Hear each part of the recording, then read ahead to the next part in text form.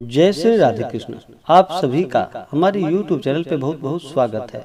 आइए सुनते हैं पवित्रा एकादशी, पुत्रदा एकादशी, द्वादशी पारणा के दिन तुलसी माता की कथा।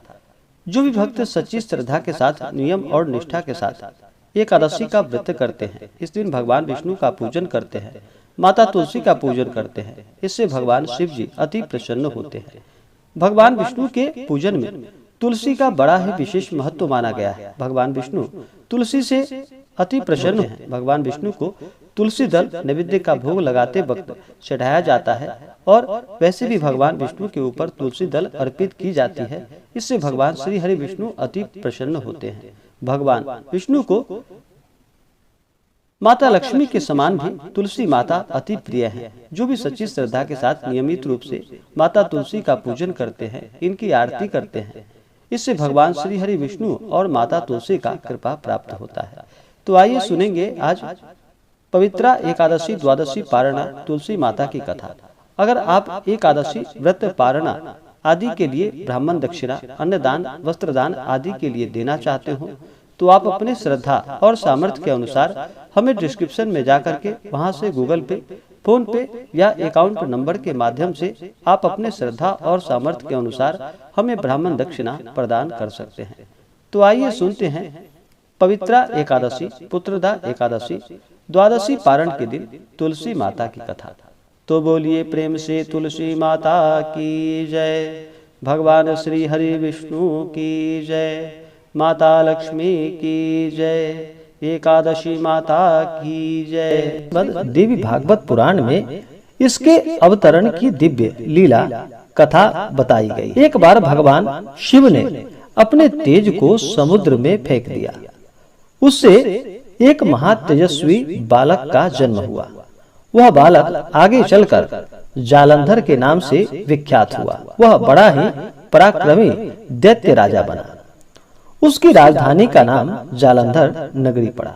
दैत्यराज कालनेमी की कन्या वृंदा का विवाह जालंधर से हुआ। जालंधर महाराक्षस था।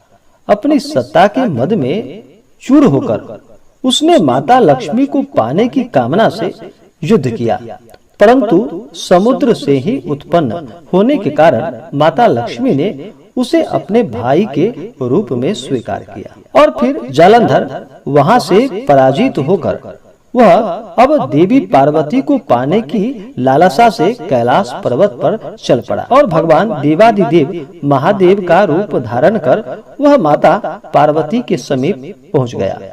परंतु माता पार्वती ने अपने योग बल से उसे तुरंत पहचान लिया कि यह कौन है और इसके बाद फिर माता पार्वती वहां से अंतर्ध्यान हो गई। माता पार्वती ने क्रुद्ध होकर यह सारा वृतांत भगवान विष्णु को कह सुनाया। जालंधर की पत्नी वृंदा अत्यंत ही पतिव्रता स्त्री थी। उसी के पतिव्रत धर्म की शक्ति के कारण जालंधर न तो मारा जाता था और न ही पराजित किसी से हो पाता था। इसलिए जालंधर का नाश करने के लिए वृंदा के पतिव्रत धर्म को भंग करना बहुत जरूरी था। इसी कारण भगवान विष्णु ऋषि का वेश धारण करके उस वन में पहुंच गए, जहाँ की वृंदा अकेली वहां पर भ्रमण कर रही थी। भगवान के साथ दो मायावी राक्षस भी थे, जिन्हें देखकर वृंदा भयभीत हो गई। ऋषि ने वृंदा के सामने पल में दोनों को भस्म कर दिया। उनकी शक्ति देखकर वृंदा ने कैलाश पर्वत पर महादेव के साथ युद्ध कर रहे अपने पति जालंधर के बारे में उस ऋषि रूपी भगवान विष्णु से पूछा।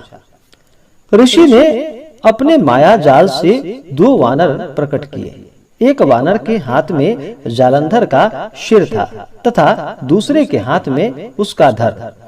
अपने पति की यह दशा देखकर वृंदा वहीं पर मूर्छित होकर गिर पड़ी और फिर बाद में जब होश आया तो उन्होंने ऋषि रूपी भगवान से विनती की कि वह उसके पति को जीवित कर दे।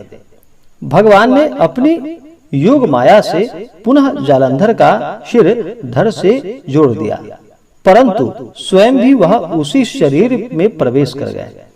वृंदा को इस छल का जरा भी पता नहीं चल पाया और जालंधर बने भगवान के साथ वृंदा पतिव्रता का व्यवहार करने लगी, जिससे कि उसका सतीत्व भंग हो गया।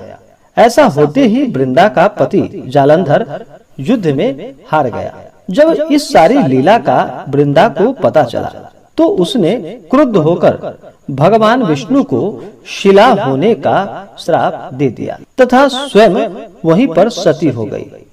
जहाँ वृंदा भस्म हुई थी वहाँ तुलसी का पौधा उगा।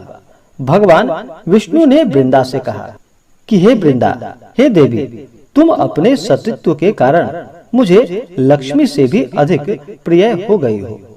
अब तुम तुलसी के रूप में सदा मेरे साथ ही रहोगी। जो मनुष्य भी मेरी शालिग्राम रूप के साथ तुलसी का विवाह करेगा वह इस लोक और परलोक में विपुल यश को प्राप्त कर पाएगा। जिस घर में भी तुलसी होती है वहाँ यम के दूत भी असमय नहीं आ जा सकते। गंगा व नर्मदा के जल में स्नान तथा तुलसी का पूजन बराबर माना जाता है, चाहे मनुष्य कितना भी पापी क्यों न हो। मृत्यु के समय जिसके प्राण मंजरी रहित तुलसी और गंगा जल मुख में रखकर निकलता है वह सभी पापों से मुक्त होकर और अंत में वैकुंठ धाम को प्राप्त होता है। और जो मनुष्य तुलसी व आमलों की छाया में अपने पितरों का श्राद्ध कर्म करता है उसके पितर को भी मोक्ष की प्राप्ति होती है। और तुलसी की कथा सुनने से या तुलसी का पूजन करने से अनंत गुना पुण्य फलों की प्राप्ति होती है।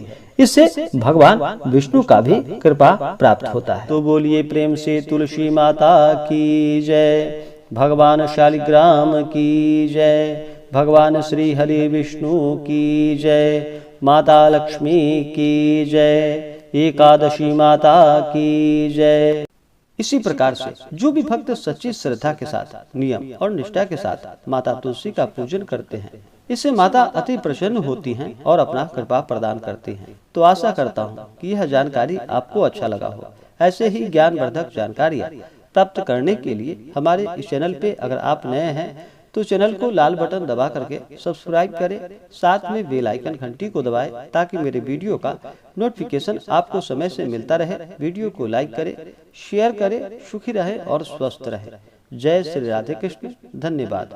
आज के दिन मंगल प्रदोष का व्रत किया जाएगा और आज मंगला गौरी का व्रत किया जाएगा। अगर आप प्रदोष व्रत कथा को सुनना चाहते हो या शुभ मुहूर्त के बारे में जानकारियाँ प्राप्त करना चाहते हो तो आप वीडियो के आइकन में जा करके जानकारियाँ प्राप्त कर सकते हैं और कथा को श्रवण कर सकते हैं।